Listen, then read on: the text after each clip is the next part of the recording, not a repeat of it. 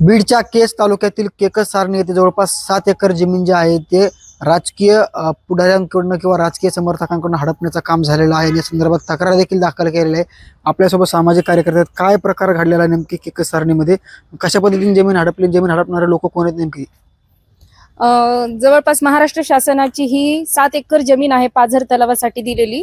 मोजे केकत सारणी तालुका केज बीड इथली जमीन आहे ती, आणि सरकारची जमीन असूनही तेथील सरपंच जे आहे छाया सावंत म्हणून आहेत, तर त्यांनी ती जमीन अवैधरित्या हडपलेली आहे। त्या ठिकाणी जवळपास 20,000 ब्रासचं जे आहे त्यांनी खोदकाम चालू केलेलं आहे, खदान चालू केलेली आहे। आम्ही सूत्रांनुसार जेव्हा माहिती मिळवली तेव्हा आम्हाला असं कळालं की त्यांच्यावर वरिष्ठ जे नेते आहेत, जे सध्या विद्यमान आमदार आहेत नमिताताई मुंदडा, त्यांच्यावर हात आहे हे आमच्या लक्षात आलं।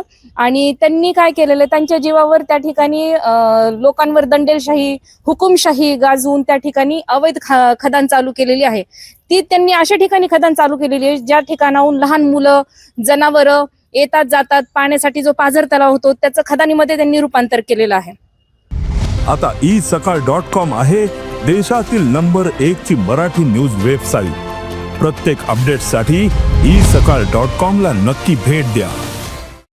सोबतच त्यांनी त्यांची जी वसुंधरा नावाची एक पतसंस्था आहे, तर त्या वसुंधरा पतसंस्थेच्या मार्फत ज्या शेतकऱ्यांच्या सातबाराला आळे पडलेले आहेत, तर अशा शेतकऱ्यांना सुद्धा त्यांनी कर्ज वाटप केलेलं आहे, अशीही आम्ही तिथं माहिती काढलेली आहे। तर या प्रकरणाची सखोल चौकशी करण्यात यावी सरकारकडून।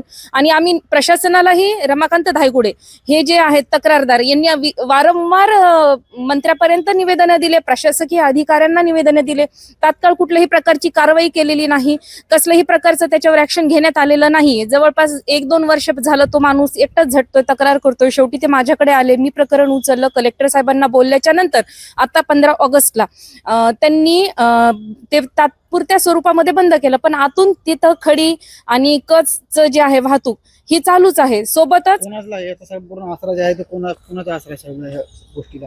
नमिता मुंदडा यांचा त्यांच्यावर वरद हस्त आहे, असा आमचा प्रत्यक्ष त्या नमिता मुंदडा यांच्यावर आरोप आहे। कशामुळे तुम्ही कसं काय आरोप करता? काय पुरावे तुमच्याकडे आरोपाचे, किंवा कोण येते जे यांचं खडी क्रेशर आहे ते काय संबंध त्यांची? जवळपास विमलताई मुंदडा यांच्यापासून ते जुने कार्यकर्ते आहेत। आणि सोबतच आताचे आहेत विद्यमान तिथले जे सरपंच आहेत सावंत म्हणून, आता त्यांची बायको सरपंच पदावर आहे छाया सावंत, तर ह्यांचं त्यांच्यावर वरद हस्त आहे। आणि त्यांच्या वरद हस्त असल्यामुळे त्यांनी ती हुकुमशाही त्या गावामध्ये राबवलेली आहे। आणि आमच्याकडे पुरावे पण आहेत की त्यांनी ज्यांच्या शेतीला आळे पडलेले आहेत ते त्यांच्या जवळचेच आहेत। छाया आहे, तिची जाऊ आहे, तिचा दीर आहे, म्हणजे ते जे घरातले 7-8 मेंबर आहेत त्या सगळ्यांना नमिता मुंदडा यांनी त्यांच्या वसुंधरा ही जी त्यांची पतसंस्था आहे, बँक आहे, बीडमध्ये पण त्यांची शाखा आहे केजच्या आणि आंबेजोगाईच्या, तिथून त्यांना कर्ज वाटप केलेली आहे। पाहायला गेलं तर तुम्ही ज्यांच्यावर आरोप करता त्या तिथल्या 2 टर्म आमदार आहेत, विशेष पाहायला गेलं तर त्यांचे समर्थक तुम्ही म्हणताय। मग अधिकारी तर तुम्ही पत्र व्यवहार केलेला आहे, काय म्हणतात ते मला नेमके अधिकारी? अधिकाऱ्यांनी आम्हाला उडवाउडवीची उत्तरं दिली। जेव्हा मी अत्यंत खोलीमध्ये गेलो तेव्हा आम्हाला असं कळालं की ज्या त्या ठिकाणी परवानाधारक ज्या वाहने आहेत, तर त्या वाहनांचे परवाने हे 2022 सालीच रद्द झाले होते। मग त्यांनी आम्ही कारवाई केल्याच्या नंतर तिथून पुढे 20-25 ला त्या गाड्या सील केलेल्या आहेत।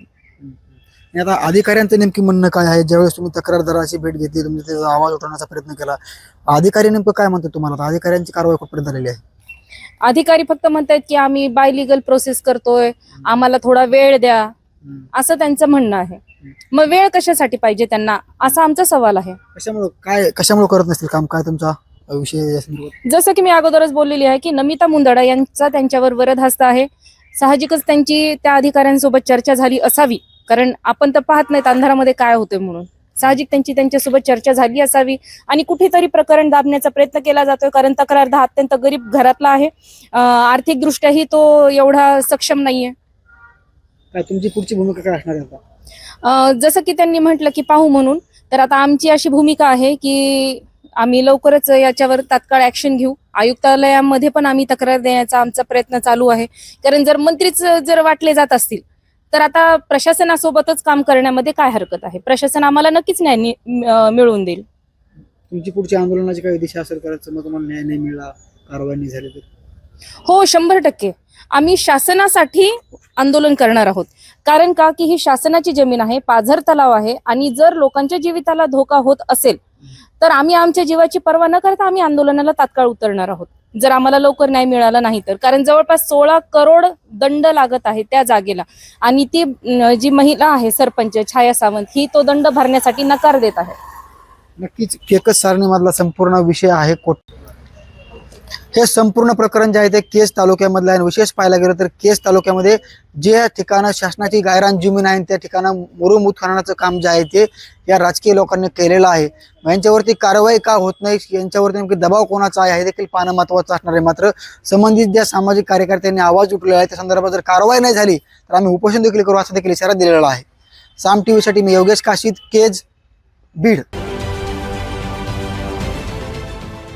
देश विदेशातील प्रत्येक घडामोडींचे लाईव्ह अपडेट मिळवण्यासाठी आता साम टीव्हीच्या सर्व सोशल मीडिया प्लॅटफॉर्मला लाईक, फॉलो आणि सबस्क्राईब करा.